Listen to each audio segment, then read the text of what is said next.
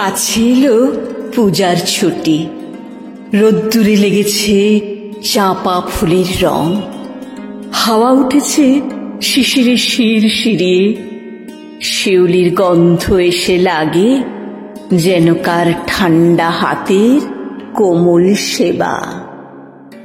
আকাশের কোণে কোণে সাদা মেঘের আলস্য দেখে মন লাগে না কাজে। মাস্টার মশাই পড়িয়ে চলেন পাথুরে কয়লার আদিম কথা। ছেলেটা বেঞ্চিতে পা দোলায়, ছবি দেখে আপন মনে কমল দিঘির ফাটল ধরা ঘাট আর ভঞ্জদের পাঁচিল ঘেঁষা আতা গাছের ফলে ভরা ডাল। আর দেখে সে মনে মনে তিসির খেতে গোয়ালপাড়ার ভিতর দিয়ে রাস্তা গেছে এঁকে বেঁকে হাটের পাশে নদীর ধারে। কলেজের ইকোনমিক্স ক্লাসে খাতায় ফর্দ নিচ্ছে টুকে চশমা চোখে মেডেল পাওয়া ছাত্র।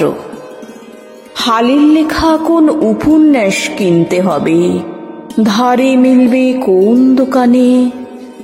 মনে রেখো পাড়ের শাড়ি, সোনায় জড়ানো শাখা, দিল্লির কাজ করা লাল মখমলের চটি, আর চাই রেশমে বাঁধাই করা অ্যান্টিক কাগজে ছাপা কবিতার বই। এখনো তার নাম মনে পড়ছে না।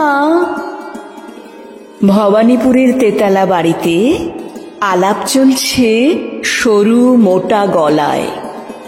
এবার আবু পাহাড় না মাদুরা, না ডালহাউসি কিংবা পুরী, না সেই চিরকেলে চেনা লোকের দার্জিলিং।